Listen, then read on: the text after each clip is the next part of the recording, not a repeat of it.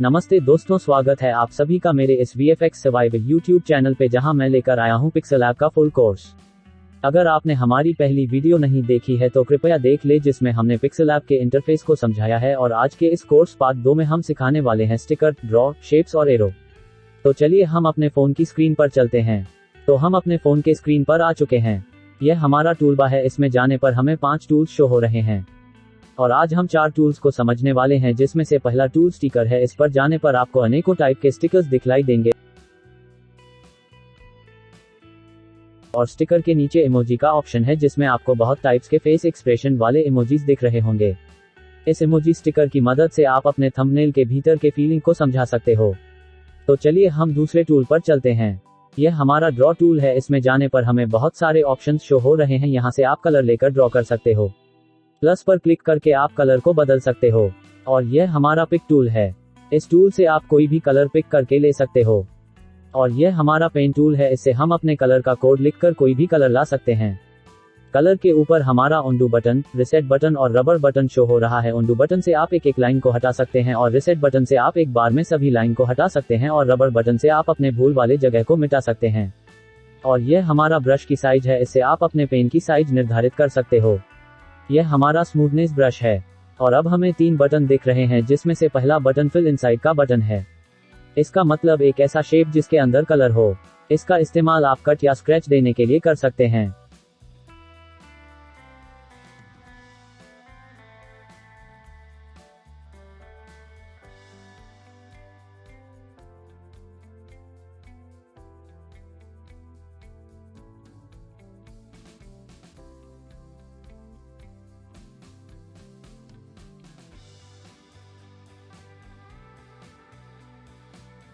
अब दूसरा button dash line आता है। इसका इस्तेमाल आप रोड की लाइन या कटिंग एरिया दिखलाने के लिए कर सकते हैं। अब हमारा तीसरा बटन नियॉन इफेक्ट आता है।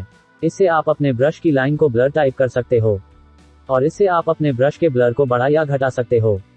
और अब हमारा शेप आता है। इसमें हमें एक शेप के साथ राइट में एक एरो दिख रहा है। इसमें जाने पर हमें बहुत सारे शेप दिखाई देंगे। इसमें से आप अपने पसंद का कोई भी शेप ले सकते हो। अब यहाँ पर हमें रेडियस का ऑप्शन दिख रहा है।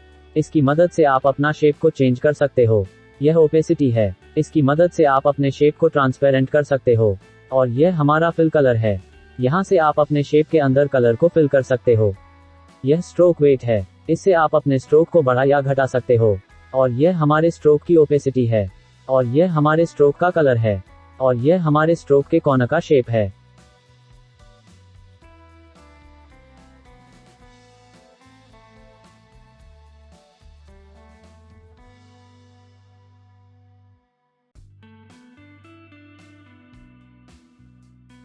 और यह हमारे स्ट्रोक का ब्लर है।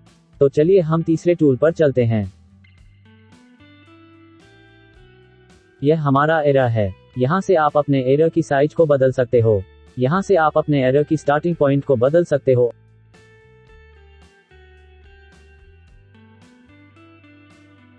और यहाँ से आप अपने एंड पॉइंट को बदल सकते हो। यहाँ से आप अपने एरर की ओपेसिटी को कम या ज्यादा कर सकते हो। यहाँ से आप अपने एरर का कलर बदल सकते हो। यहाँ से आप अपने स्ट्रोक का वेट बदल सकते हो। यहाँ से आप अपने स्ट्रोक की ओपेसिटी को कम या ज्यादा कर सकते हो। यहाँ से आप अपने स्ट्रोक का कलर बदल सकते हो। तो आज की क्लास में बस इतना ही। हम पार्ट 3 में मिलते हैं।